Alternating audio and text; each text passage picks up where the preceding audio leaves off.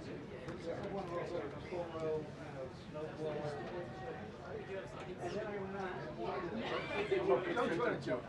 mean, it could be. No, just put it out there so that it doesn't get hot. Okay. We're gonna shut it. I think I was too long time ago. Thank you.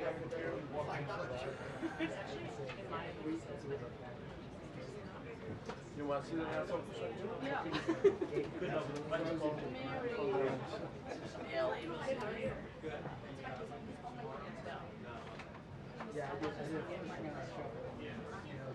Yeah.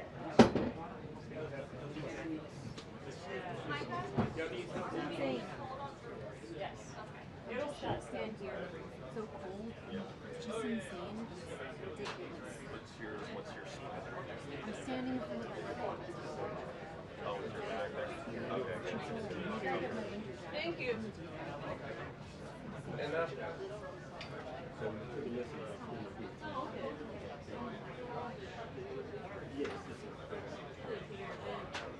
I told her. listen, you don't. Are you going to be up there? Just check it out. Here. There's no out here. There's no out here. No, what do you?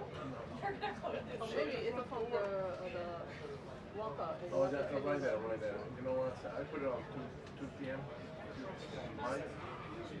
Tonight, because Yeah. I've done this. I'm actually great. I always have Hate that. sweater too. Just take a listen to this. Well, like every year I'm directly ask you, are you trying to run prior for business? No, that sounds. Thank you. I'm gonna keep this camera.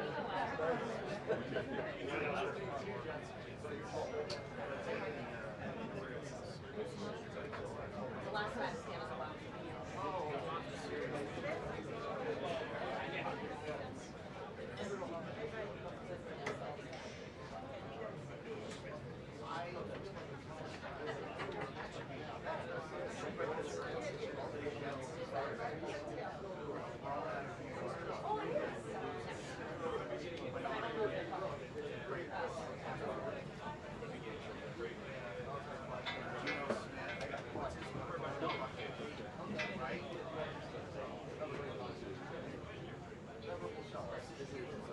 Welcome aboard.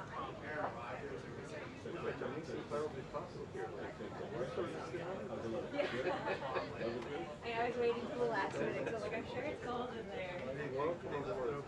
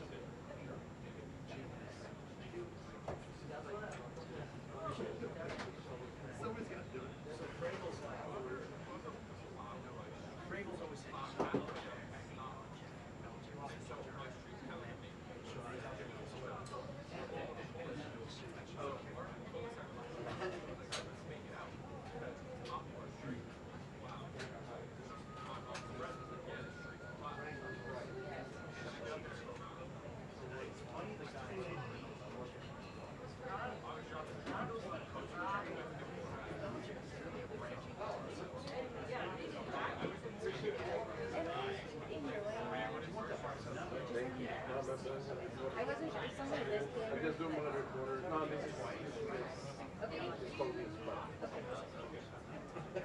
I was like, if that's the case, then. No, you're fine. You're fine.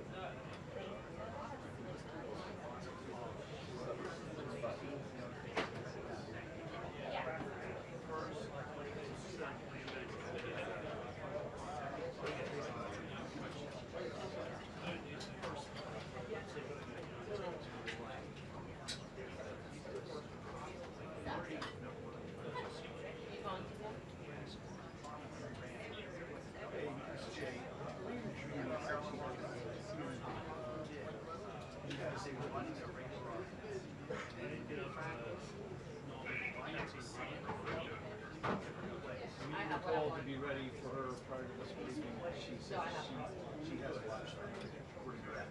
And it's in the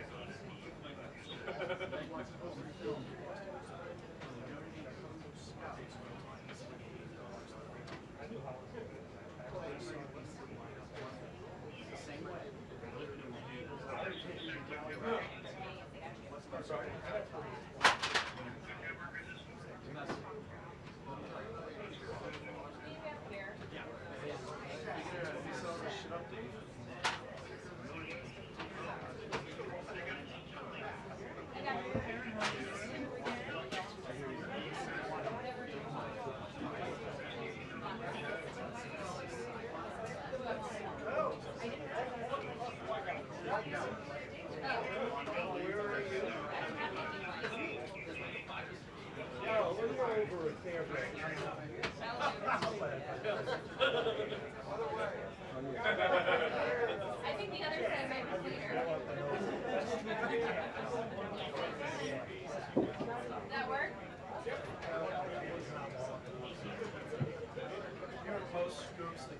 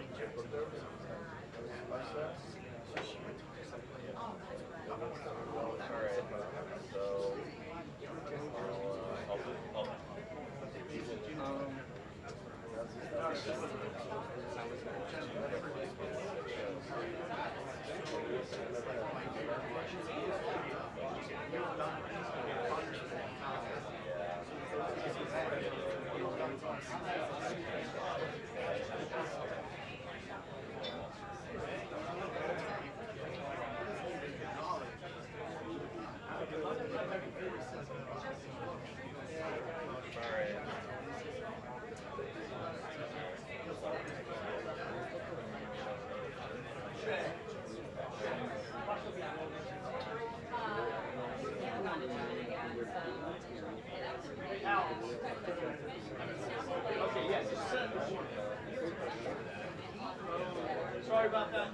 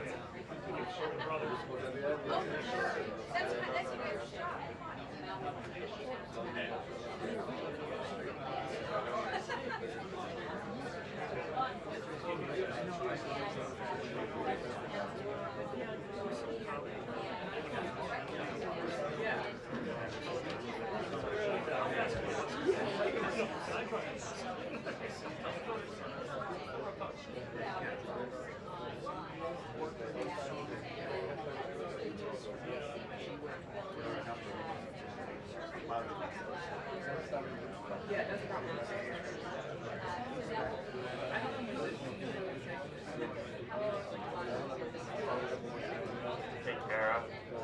Kara, can you come here for a second? Let me just, you gonna put on that outside of your jacket? Yeah. Where you know where you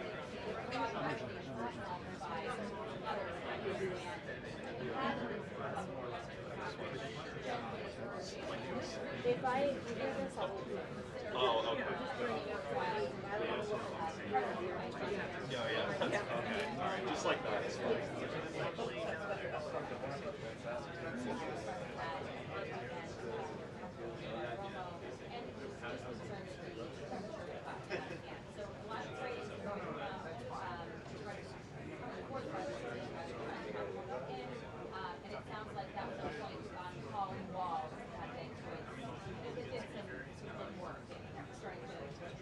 One minute warning, 1 minute warning.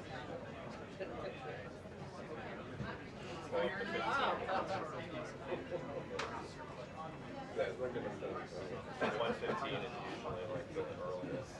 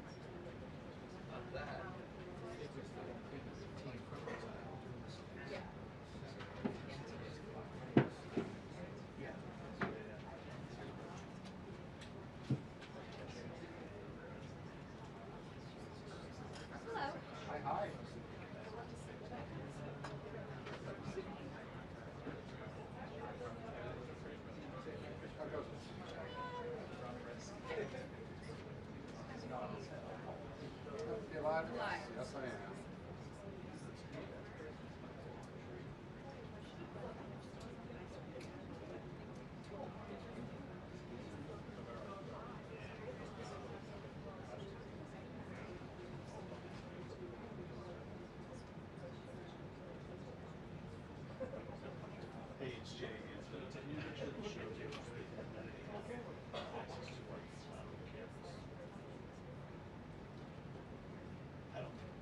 don't think you're gonna.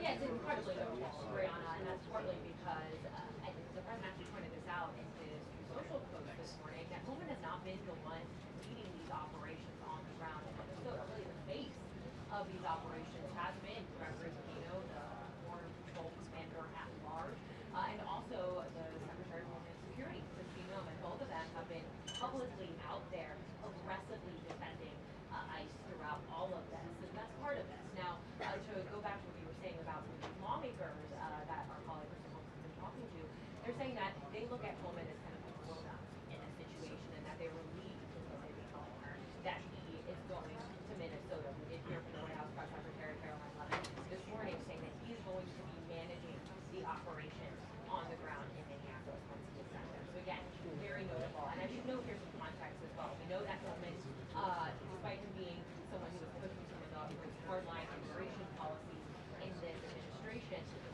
many people view him as being less hardline on some of this than Godino and Noem. And I should also note as well that we've reported that Pullman and Noem have clashed many times in the past. They've been at odds at times over how to handle the administration's crackdown for immigration. And so a lot of big changes here. We're going to have to see if this is really a wider strategy shift that the president is doing by sending him, and what this could mean for both Godino and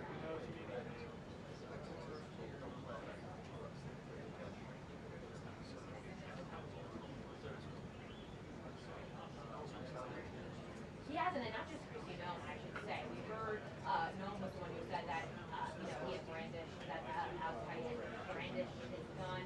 She also kind of compared him to being a domestic terrorist. We heard the same though. We heard similar language from Stephen Miller, the president's Homeland Security advisor. We also heard from Vladimir saying essentially that Pretti was trying to assassinate and massacre the agents on the ground. I want you to listen to what we actually heard from the Deputy Attorney General Todd Blanche this morning. He was speaking to Fox News and arguing essentially that no one is trying to make the case that Pretti was an assassinator.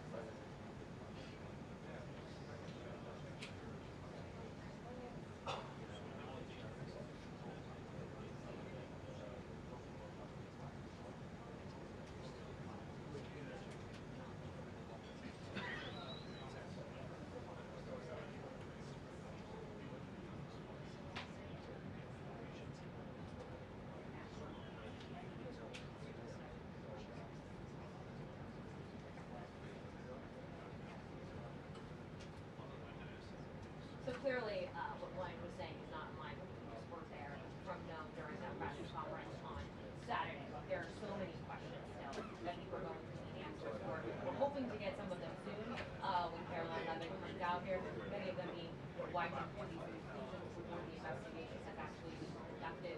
What evidence do they have for making some of these statements? And so much more to stay tuned for that.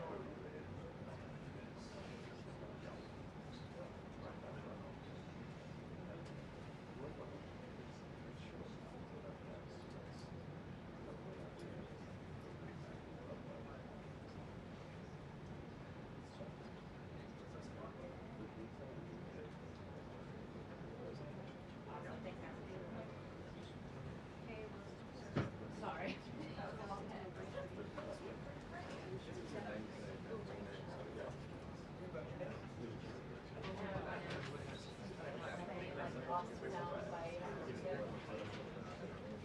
About what? On the second record? No, it's not yet.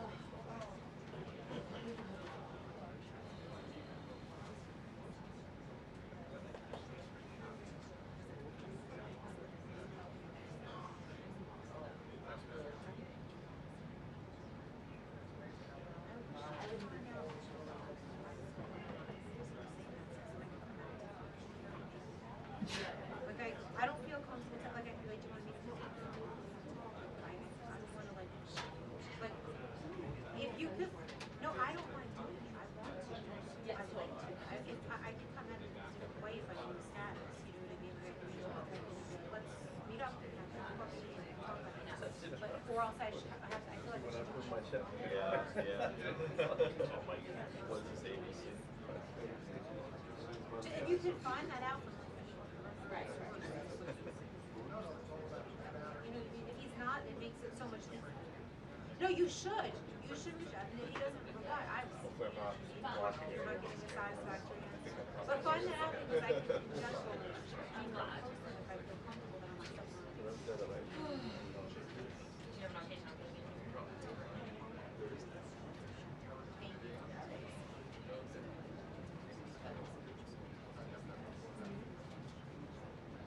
you. Let me know if it's good. No, it's good. Yep, that's right there.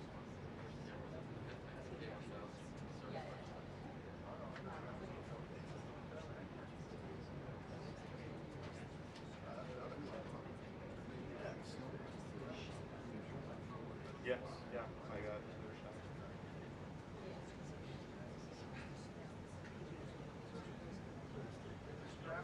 Okay, thank you. Karoline could get there. Possible. I think I raised it high enough.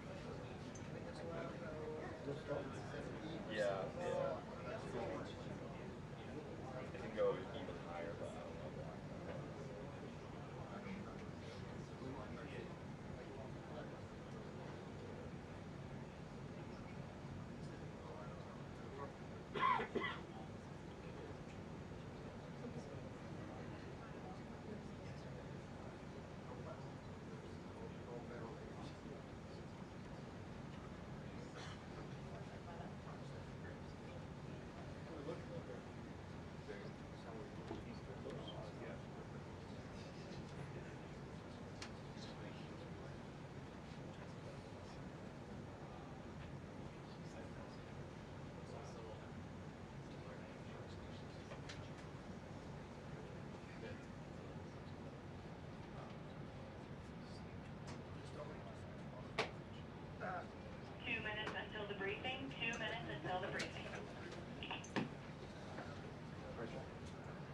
I'm ready. Nervous?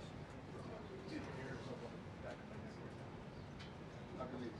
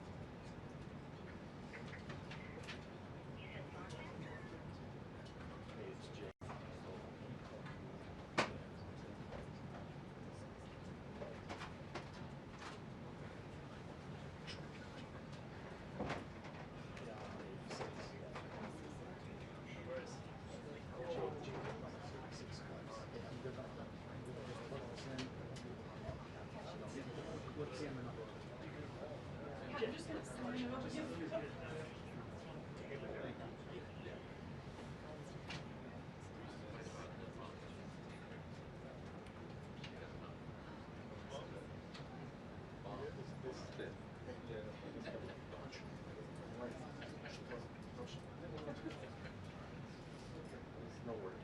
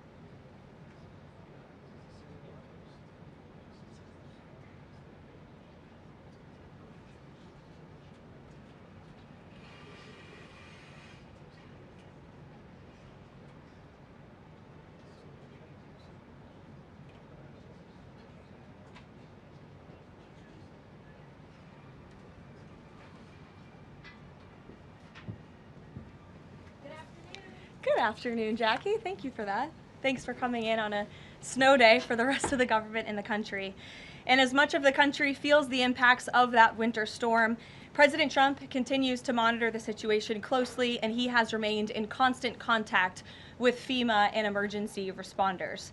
President Trump also quickly approved 12 federal emergency disaster declarations within 24 hours for the states of Arkansas, Georgia, Indiana, Kentucky, Louisiana, Maryland, Mississippi, North Carolina, South Carolina, Tennessee, Virginia, and West Virginia, enabling these states to access critical federal resources to supplement their response efforts if needed. These declarations will help state-led efforts of turning power back on, clearing roads for emergency services, and keeping communities safe. The White House will continue to correspond directly with governors and local officials in the coming days, especially in those states that were harshly impacted by this storm. I would also like to address the chaotic scenes in Minnesota over the weekend. Nobody in the White House, including President Trump, wants to see people getting hurt or killed in America's streets. This includes Renee Good, Alex Pretti, the brave men and women of federal law enforcement, and the many Americans who have been victimized at the hands of illegal alien criminals. Saturday's shooting remains under active investigation by Homeland Security Investigations and the FBI. The Customs and Border Protection is also conducting their own internal review. As President Trump said yesterday, the administration is reviewing everything with respect to the shooting, and we will let that investigation play out. But let's be clear about the circumstances which led to that moment on Saturday. This tragedy occurred as a result of a deliberate and hostile resistance by Democrat leaders in Minnesota. For weeks, Governor Walz and the Mayor Jacob Frey and other elected Democrats were spreading lies about federal law enforcement officers who are risking their lives daily to remove the worst criminal illegal aliens from our streets: murderers, rapists, pedophiles, human traffickers, and gang members. Governor Walz and Mayor Frey have shamefully blocked local and state police from cooperating with ICE, actively inhibiting efforts to arrest violent criminals. They have also used their platforms to encourage left-wing agitators to stalk, record, confront, and obstruct federal officers who are just trying to lawfully perform their duties, which has created dangerous situations threatening both these officers and the general public and Minnesotans alike. This is precisely what unfolded in Minneapolis on Saturday morning. Obstructing federal law enforcement and inciting violence against officers is wrong and illegal. This used to be a universally accepted position in the United States. Amid the hysteria, we must remember how we got here to this moment today and what this Democrat opposition is about. Former President Joe Biden and the Democrats opened America's borders for 4 years, inviting tens of millions of illegal aliens from all over the world to flood into our country. Among them, violent criminals who terrorized American communities and have inflicted devastating, permanent pain and harm on law-abiding Americans and their families. Yet we never saw outrage from Democrats or their allies in the liberal media over these horrifying crimes against U.S. citizens. The pain of American angel families was ignored and dismissed because it undermined the Democrat narrative. Innocent Americans like Jocelyn Nungray, Laken Riley, and Rachel Morin are just a few of the many victims savagely murdered by illegal alien criminals. Earlier this month, an illegal alien from Mexico with a long criminal history who came into our country under Joe Biden's administration threw a baseball-sized stone at a school bus carrying children in New Jersey and fractured the skull of an 8-year-old innocent child. President Trump promised accountability to these American families by securing the border, deporting every illegal alien who has committed crimes, especially and most importantly, violent crimes.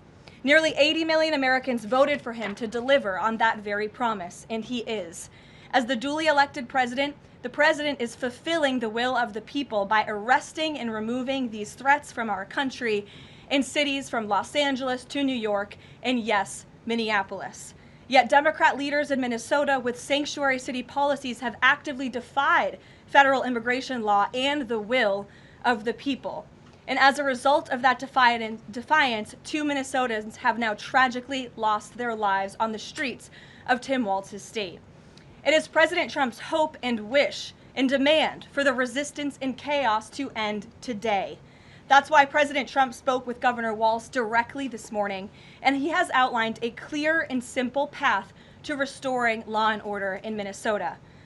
Number 1, Governor Walz, Mayor Frey, and all Democrat leaders should turn over all criminal illegal aliens currently incarcerated in their prisons and jails to federal authorities, along with any illegal aliens with active warrants or known criminal histories for immediate deportation. Number 2, state and local law enforcement must agree to turn over all illegal aliens who are arrested by local police. And then thirdly, local police must assist federal law enforcement in apprehending and detaining illegal aliens who are wanted for crimes, especially violent crimes. If Governor Walz and Mayor Frey implement these common sense cooperative measures that I will add have already been implemented in nearly every single other state across the country, Customs and Border Patrol will not be needed to support ICE on the ground in Minnesota. ICE and local law enforcement can peacefully work together, as they are effectively doing in so many other states and jurisdictions. Additionally, President Trump is calling on the United States Congress to immediately pass legislation ending sanctuary cities once and for all. American cities should be safe sanctuaries for law-abiding citizens only, not for dangerous illegal alien criminals who broke our nation's laws and do not belong here. We hope Governor Walz will do the right thing and continue to work with President Trump to keep the American people safe following their call this morning. Americans overwhelmingly want exactly what President Trump is delivering: strong borders and strict immigration enforcement against the worst illegal aliens, of which there are still hundreds of thousands to deport from the interior of our country. The most peaceful way to carry out this vital public safety mission is for Republicans and Democrats to do it together, and for state and local law enforcement to work together with federal law enforcement. We want to let cops be cops. You wouldn't know this continues to be a very popular policy position from the biased media coverage over the course of the last few days, but polling shows huge support for this exact thing President Trump is calling for. More than 80% of Americans favor deporting illegal aliens convicted of violent crimes. A country unable to deport criminals who enter it illegally is no country at all. The open borders agenda of Kamala Harris, Tim Walz, and the Democrats was already on the ballot on November 5th, 2024, and it was resoundingly rejected. President Trump will never back down from his promise to deport violent criminal illegal aliens and make America safe again, and he welcomes all cooperation in that effort. With that, I will answer your questions. And Jordan Conradson, why don't you kick us off today? Thank you for being here. Thank you, Caroline. Jordan Conradson from Gateway Pundit. I have a few questions. First, with respect to the shooting in Minneapolis, we're seeing massive outrage from mainstream media and the left, but I'm just wondering, where was that outrage when Ashley Babbitt, an Air Force veteran, was executed by Capitol Police Officer Michael Byrd, who she posed no threat to in the U.S. Capitol?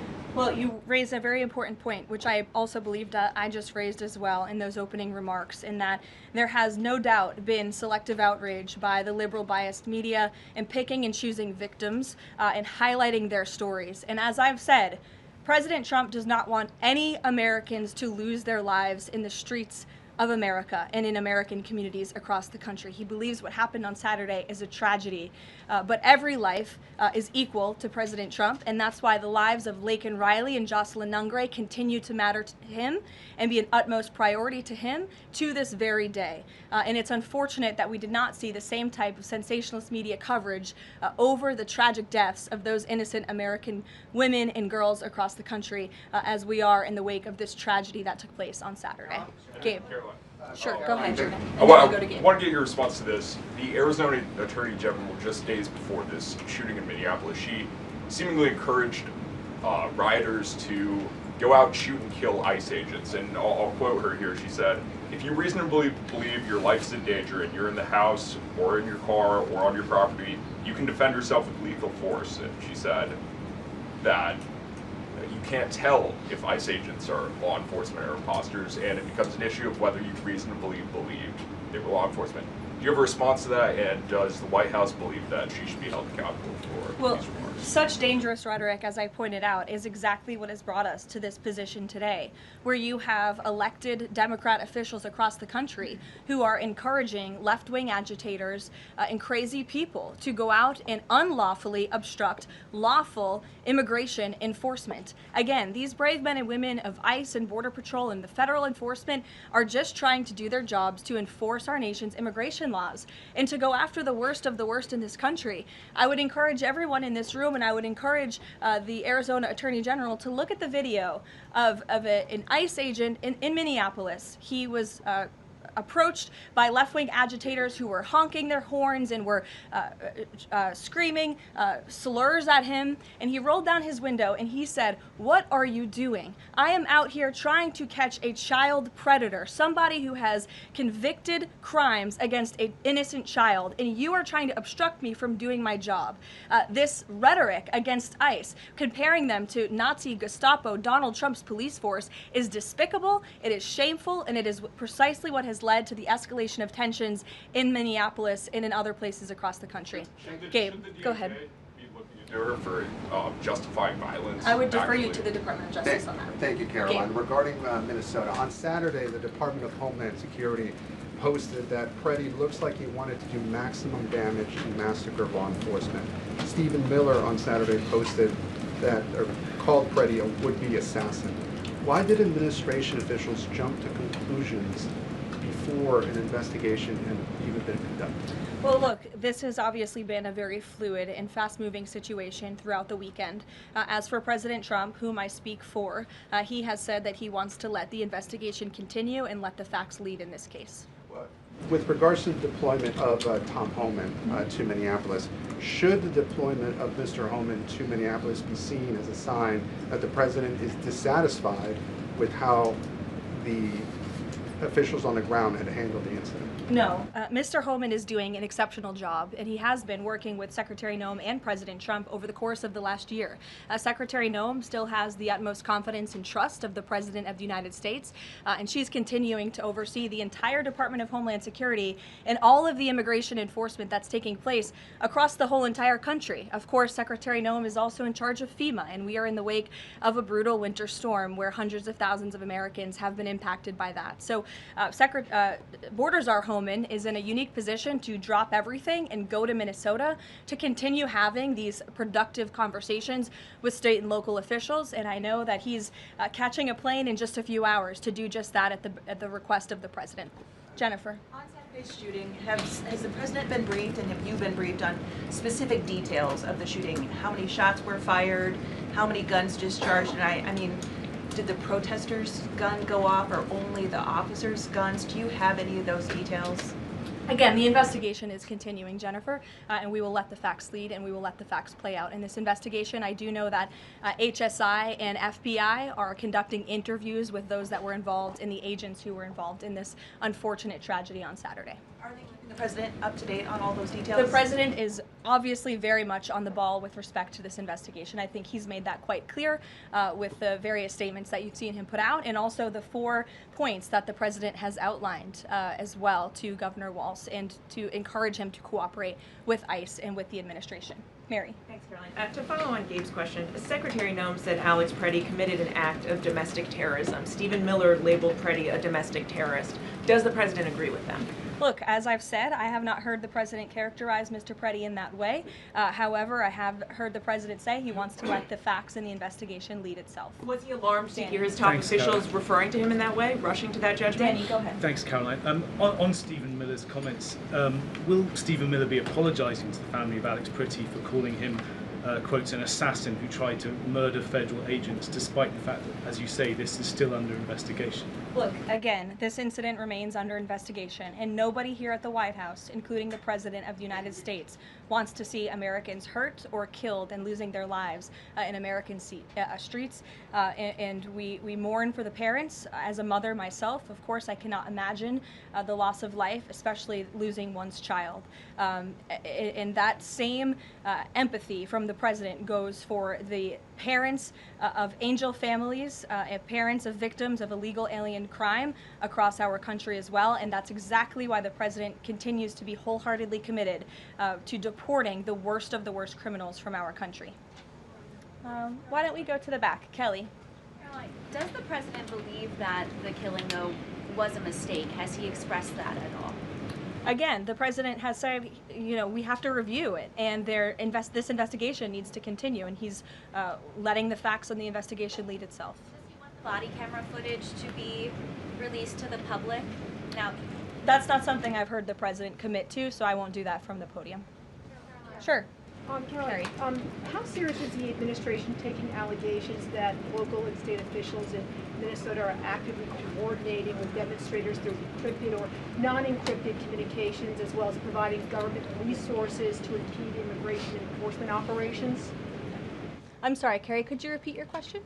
How serious is the administration taking allegations that local and state Minnesota officials are communicating with demonstrators to basically impede immigration officials? Well, we've definitely seen active organization amongst these left-wing groups, Carrie, and it is something that I know the FBI and the Department of Justice are looking into. Again, it is illegal to unlawfully obstruct lawful immigration enforcement in this country, and these agitators are making it nearly impossible for ICE to do their jobs and for federal law enforcement to carry out the will of the American people to deport the worst of the worst. I would just encourage everyone to please imagine in this room, all of you come to the White House every day to report on the President of the United States and the administration. You come into this briefing room, you walk through the gates of the White House. Just imagine if there were left-wing agitators or agitators of any kind who were in your face, who were doxing you, who were harassing you, who were physically threatening you, who were biting off your fingers in the case of two Border Patrol agents we saw this past weekend in Minneapolis. That would make it very difficult for you to show up and do your job here at the White House every single day. That's what these officers in Minneapolis are facing. That's why the president is calling on Governor Walz and Mayor Frey for these three very simple and common sense points of cooperation so that ICE and local law enforcement can work together. Again, we are just asking for police to be police. And if you ask any law enforcement agent or official, they want to be able to work with their federal counterparts at the state and local level and vice versa. Caroline. Thanks a lot, Caroline. Two questions. One is looking forward. The role of Mr. Homan. Is he being sent by the president to diffuse the situation that exists right now on the ground? Is he the point person essentially for the White House in terms of trying to tamp down the tensions that exist right now in Minnesota? Well, Mr. Homan is the point person for cooperating with state and local authorities and corresponding with them, again, to achieve this level of cooperation to subdue the chaos on the streets of Minneapolis. And I would just point out that Mr. Homan is someone who has been lauded for many, many decades for his experience working in law enforcement. In fact, this is a Washington Post headline from 9 years ago, 2016. Meet the man the White House has honored for deporting illegal immigrants. And I would remind everyone in this room that it was former President Barack Hussein Obama who awarded a medal to Mr. Homan. So he's obviously very qualified. He has the full trust and faith of the president. He will continue to have these meetings in the hopes that ICE and local law enforcement can cooperate and work together to have successful immigration enforcement, as we've seen in almost every other state across the country. And secondly, Caroline, can you talk a little bit about tomorrow's trip by the president to Iowa, what the purpose of that trip is, and what the goals of that trip are? Sure, yes. Tomorrow, President Trump will be traveling to Des Moines, Iowa. He will be making a local visit at a local business, and then he will be giving a speech on affordability and on the economy. And I know he very much looks forward to being there, to meeting with the great people of Iowa, but also lawmakers as well. Jake. Caroline, a couple quick questions. First, does the president remain fully confident in Kristi Noem's ability to lead the DHS? Yes. And then just secondly, just on that Wall Street Journal reporting that we saw yesterday, the president said at some point that the immigration enforcement officers would leave Minneapolis. Did the Saturday killing of Alex Pretti expedite that withdrawal at all? To your first question, the answer is yes. He still has confidence and trust in Secretary Noem. To the second question, I would point you back to what I said earlier. If Governor Walz and Mayor Frey implement these common sense cooperative measures, CBP will no longer be needed to support ICE on the ground in Minnesota. ICE and local law enforcement will peacefully work together, as they are effectively doing in so many other states and jurisdictions, to remove violent criminals from American neighborhoods across the country. Did Walz ask the president to remove the immigration enforcement officers? He asked the president to scale down, and the president reiterated what the president put out in his statement yesterday and what I'm sharing with all of you as well. I would just add on this level of cooperation a few statistics that I think are very important. 7 of the top 10 safest cities in the United States cooperate with ICE. And we've seen historic turnaround in safety in cities that have chosen to cooperate with ICE, that are not just led by Republicans, but also look right here in Washington, D.C. We had a great level of cooperation with Mayor Bowser and the local government, and we have been able to remove thousands of illegal aliens from the District of Columbia, where you all live, so you can thank President Trump for that. The murder rate in Washington, D.C. has plummeted as a result. There were no riots, there were no protests, nobody was tragically killed as a result of that level of cooperation between federal and local authorities. And again, that's all the president is asking for in Minnesota. It's totally common sense. Jared, go ahead. Thank you. Karoline, in this process, you continue to describe the situation in Minneapolis as chaos. Was there any mistake made by Secretary Noem that led the president to send Mr. Homan there? I'm sorry, I don't understand your question. Did Secretary Noem make a mistake which led to... If she made any mistake that could lead the president to send Mr. Homan to Minneapolis? No, as I already mentioned, Mr. Homan has been working alongside Secretary Noem and for the president over the course of the last year. And again, he's uniquely positioned to hop on a flight to Minnesota today to continue this correspondence with state and local authorities, and that's what he's going to be doing. Fran. Karoline, is it the White House's position that Americans have the right to show up to these ICE operations and film, document, or protest the law enforcement actions? All Americans have a First Amendment constitutional right, of course, but Americans do not have a constitutional right to impede and obstruct lawful immigration enforcement operations. That is actually a crime, and it's something that we've seen taking place in the streets of Minneapolis, which again is leading to these dangerous circumstances that these federal law enforcement officers have been forced to work within. Back to the call with Governor Walz this morning, the president described it as respectful. He said we seem to be on a similar wavelength, but you had strong criticism for the governor and the Minneapolis mayor, Jacob Frey, just now. So could you explain the difference in tone between what the president had said in his True Social post and I think some of the criticisms that you just levied from the podium? Fran, I think the criticisms that I laid out, I'm painting the picture for all of you in this room, are what led to the moment that we are in today, where Governor Walz and President Trump are having a conversation, a constructive and productive conversation to end the chaos and the lawlessness that has taken place in Governor Walz's state. Elena. Thank you. I had a question. With Homan now going to Minnesota, is Gregory Bovino also going to remain in Minnesota overseeing these ICE operations? Mr. Bovino is a wonderful man, and he's a great professional. He is going to very much continue to lead Customs and Border Patrol throughout and across the country. Mr. Homan will be the main point of contact on the ground in Minneapolis. And to follow up, given what we've heard from several Trump administration officials, people like Stephen Miller, as people point out, calling him a domestic terrorist, Bovino saying that Pretti was out to massacre law enforcement, why not require ICE agents to wear body cameras to clear up some of the disputes that we are hearing from witnesses and video footage versus what the administration has been saying? Well, that's a policy question that I know the policy folks in the building are having with members on Capitol Hill, and I'll leave it to them and the president to make that decision. And I just have a final question is on, you were talking about the level of cooperation that the president talked about with Governor Walz. Will the administration commit to cooperating with local officials on this investigation into Alex Pretti? The president spoke about this with Governor Walz and said he would have a discussion about it. He did not make a commitment, and so therefore I won't make that commitment here. I would just remind all of you in the media, because I've seen a lack of reporting on this fact, there are investigations into what took place on Saturday. The Homeland Security investigations and the FBI have teamed up for an investigation, and there's also an internal CBP investigation, an internal review of what is happening on the ground in Minnesota. The president supports those investigations, and as I've said repeatedly, he wants to see them move forward. Phil. FBI Director Kash Patel said in a Sunday interview, quote, "You cannot bring a firearm loaded with multiple magazines to any sort of protest." Does the president believe the Second Amendment rights remain in effect even when protesting? The president supports the Second Amendment rights of law-abiding American citizens, absolutely. There has been no greater supporter or defender of the right to bear arms than President Donald J. Trump. So while Americans have a constitutional right to bear arms, Americans do not have a constitutional right to impede lawful immigration enforcement operations.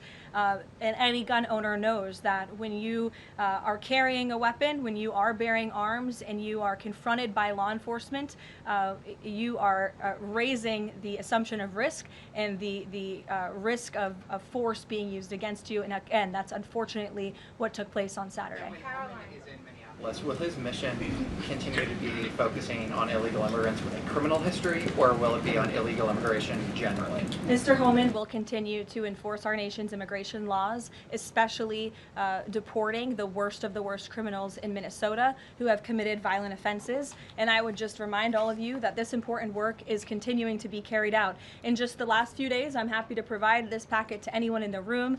ICE has arrested multiple violent criminals, illegal aliens within Minnesota. Many of them have convictions for assault, driving under the influence, fraud. This individual here I'm looking at was an aggravated felon with multiple convictions for larceny, fraud, and forgery of checks, vehicle theft, drug possession, domestic assault, inflicting bodily harm on another, criminal convictions of larceny, identity theft, again, charged with driving under the influence. These are extremely dangerous people who Governor Walz and Mayor Frey have allowed to roam on their streets, and all the president is asking for is cooperation to arrest individuals like this and deport them from the United States of America. I'll take a couple more. Go ahead. Okay, so this weekend the president posted that this is a cover-up of the fraud in the state of Minnesota. He also posted Minnesota is a cover-up. These both happened after the shooting. So given that these came after the shooting, what is the this here? What is the cover-up he's alleging? Yes, it's a good question. I've spoken with the president about this at length. What the president is referring to is the fact that you have Governor Walz and, again, the mayor, who have been encouraging these left-wing agitators to come out and to harass and to dox and to threaten ICE and to make this conversation about and smear lies about federal law enforcement who, again, are just trying to do their jobs in an attempt to distract from the widespread, massive fraud that has taken place in their state.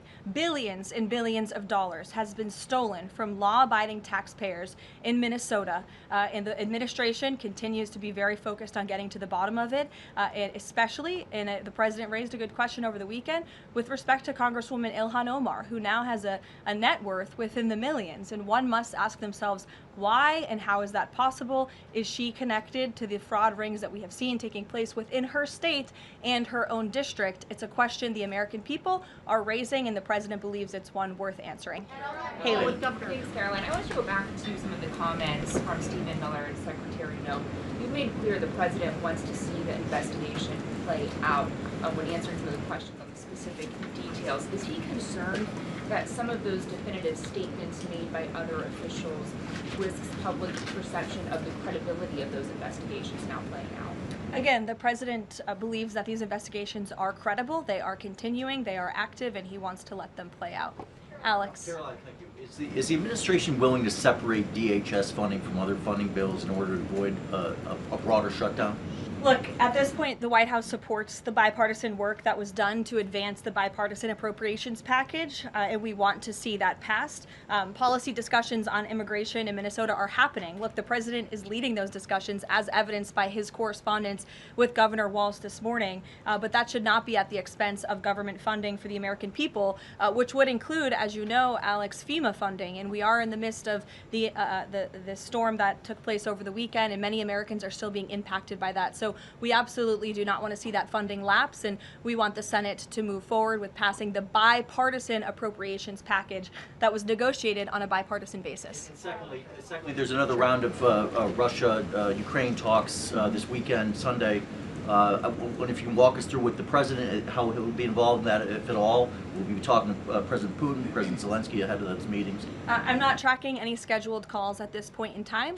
However, the president remains deeply involved, and of course he's being apprised by his advisors, namely Jared Kushner and Special Envoy Witkoff, on these talks. They had a multilateral meeting this past weekend, which didn't get a ton of coverage, but that was historic in nature, where the president's team has really brought two sides of this war to the table together to move the ball closer towards peace. So the president is not giving up on the peace process. He obviously just met with President Zelensky when we were in Davos, Switzerland, but I'm not tracking any calls scheduled for this week. On one more foreign policy point, I will point out, as you all saw, the last remaining body of the hostages, Israeli hostages in Gaza, has been returned. This is a huge foreign policy feat for the President of the United States, for the State of Israel, and frankly for the whole world. The President made the impossible possible, and so it's great news for the President, for the United States, for our allies, and also for peace in the Middle East.